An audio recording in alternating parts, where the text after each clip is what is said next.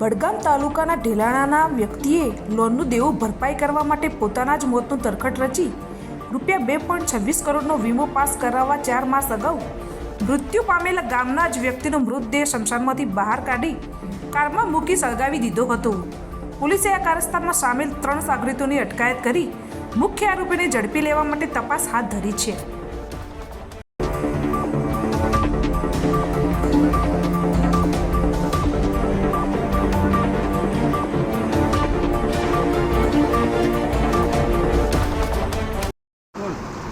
તારીખ 27 ડિસેમ્બર 2024ના રોજ પોલીસને સવારના સમયે એક કાર પૂરી સળગી ગયેલી અને તેની અંદર એક મૃત વ્યક્તિની ડેડ બોડી મળે છે। જે બાબતે વધુ તપાસ કરતાં લોકો દ્વારા જણાવવામાં આવે છે કે આ ડેડ બોડી જે છે તે દલપતસિંહ ઉર્ફે ભગવાનસિંહ પરમારની છે અને ત્યારબાદ જે પોલીસ દ્વારા આગળની કાર્યવાહી કરવામાં આવે છે કે લાશ જે છે એ કેવી રીતના સળગી ગઈ છે કે કાર કેવી રીતના સળગી ગઈ છે। આગળ જતાં પોલીસને એમાં શંકા જતાં પોલીસ ઊંડાણપૂર્વકની કાર્યવાહીની અંદર કરે છે। તમામ પ્રકારના સીસીટીવી કેમેરાઓ ચેક કરવામાં આવે છે। આ સિવાય અનેક સીડીઆર નંબરો પણ ચેક કરવામાં આવે છે અને તેના આધારે પોલીસે જે જાણવાજોગ જે દાખલ કરેલી હતી તેમાં આગળ જતાં હકીકત એવી ફલિત થાય છે કે જે ડેડ બોડી જે છે તે એક રમેશભાઈ કરીને વ્યક્તિની છે કે જે વ્યક્તિ આજથી 4 મહિના અગાઉ ઓલરેડી મૃત્યુ પામેલા છે।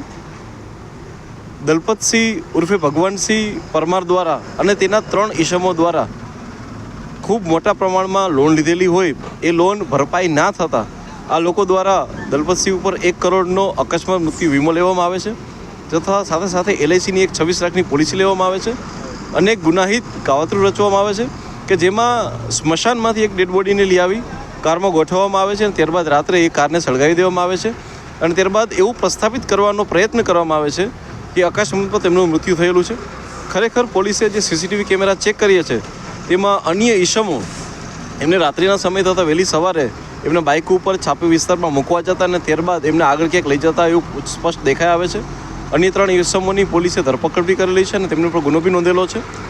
આમ સાથે સાથે આ આખો ચીટિંગનો બનાવ કે જે LICની પોલિસી અને જે ક્લેમ હોય છે કે જે મરણજનક અકસ્માતમાં મૃત્યુ થાય તેની પર હોય છે તેનો લાભ મેળવવા માટે થઈ અને સ્મશાનમાંથી લાશ કાઢી અને તેને સળગાવી દઈ અને તેને અકસ્માતમાં ખપાવવા માટેનો આ પ્રયાસ હતો।